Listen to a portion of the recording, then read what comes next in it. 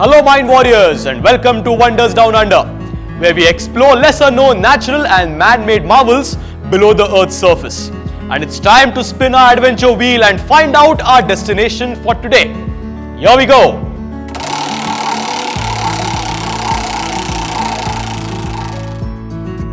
And the underground marvel for today is actually from the land down under, the Great Barrier Reef in Australia. You're in for a real fun ride. तो देखते रहिए. So let's get started with this episode of Wonders Down Under.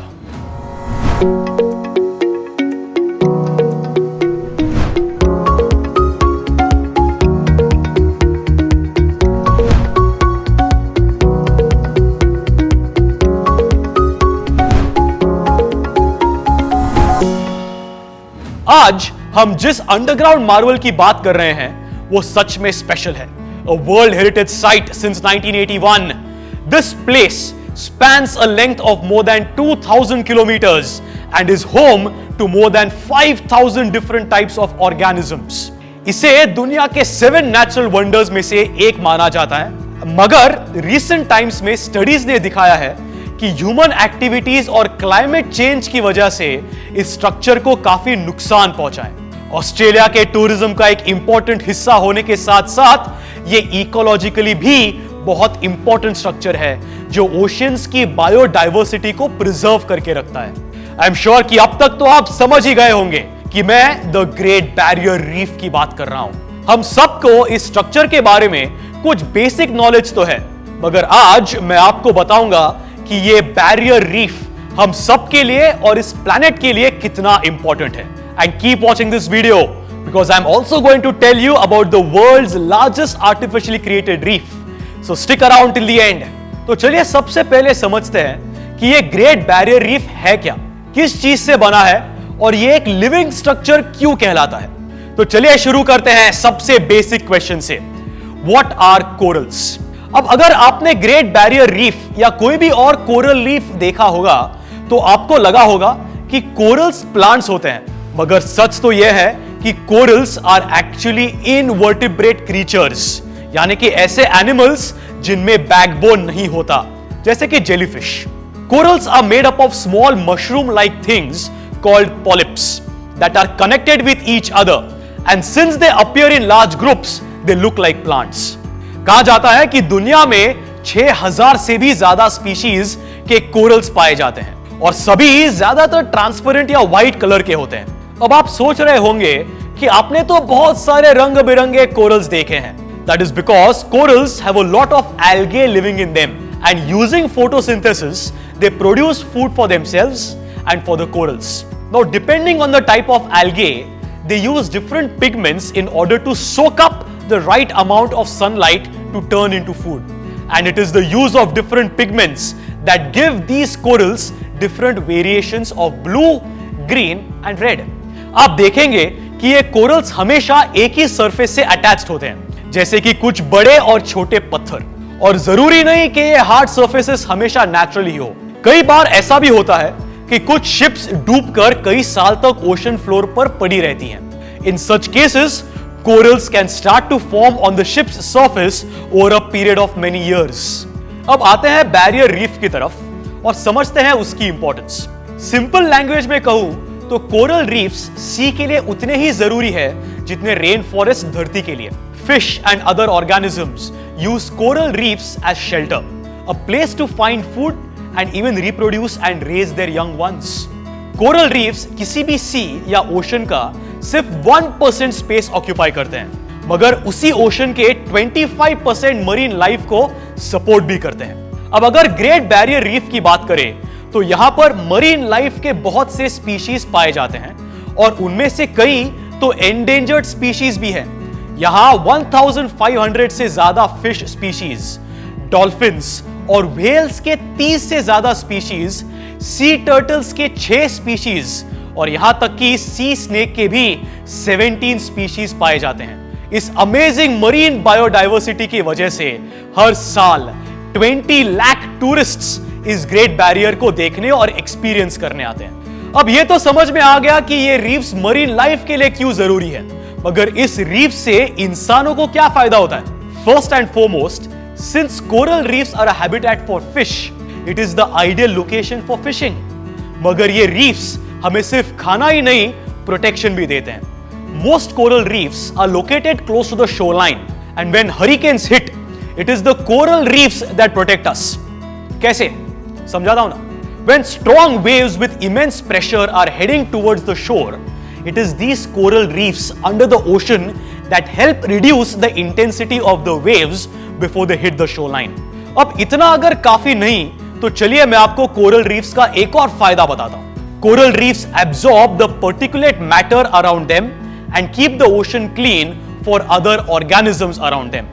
This is probably why when divers explore these reefs, you must have noticed that the water around these coral reefs is always clean and the visibility is very high. Corals are called the medicine cabinets of the 21st century. Since corals are stationary creatures, over the years they have evolved to develop chemical defenses to keep themselves safe from predators. Scientists का मानना है कि इन्हीं chemicals को study करके arthritis, Alzheimer's, heart disease और cancer जैसी बीमारियों का इलाज किया जा सकता है. So in future, a lot of human diseases can be cured using these coral reefs.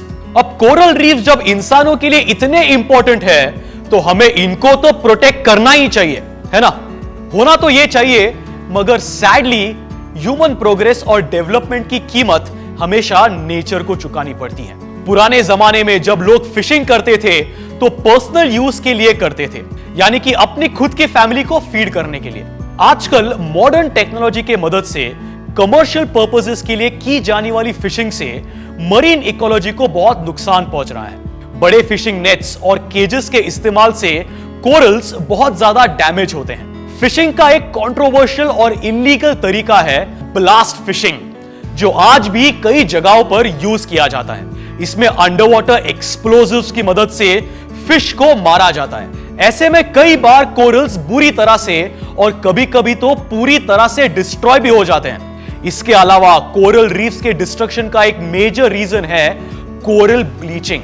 Due to external man made factors such as climate change, pollution of sea water and overfishing, corals come under tremendous stress and are forced to release the algae contained within them.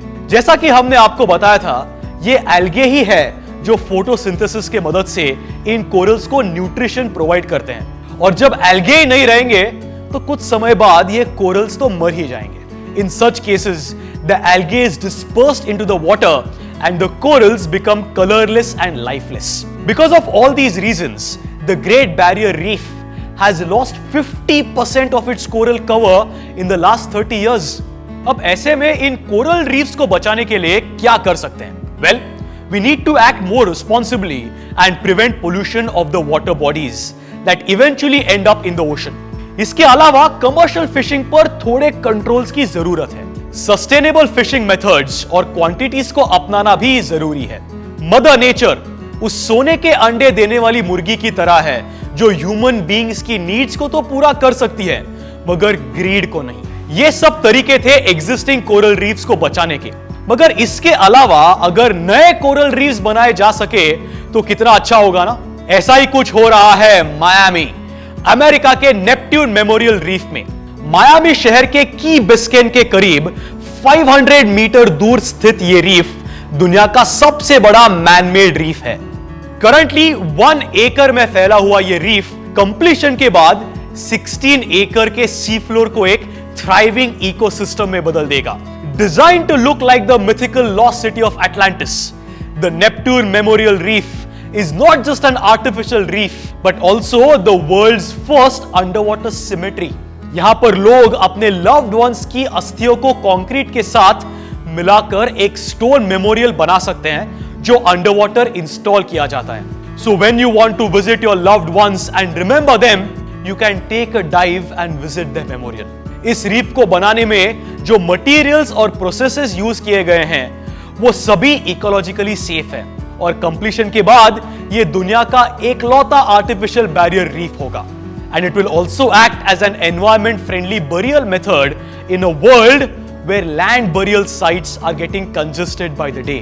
Neptune memorial reef के director Jim Hasler का मानना है कि अगर इससे inspire होकर दुनिया में ऐसे और भी आर्टिफिशियल रीफ्स बनने लगे और रिस्पॉन्सिबल फिशिंग और पोल्यूशन रिडक्शन की मदद से मरीन लाइफ काफी सुधर सकती है।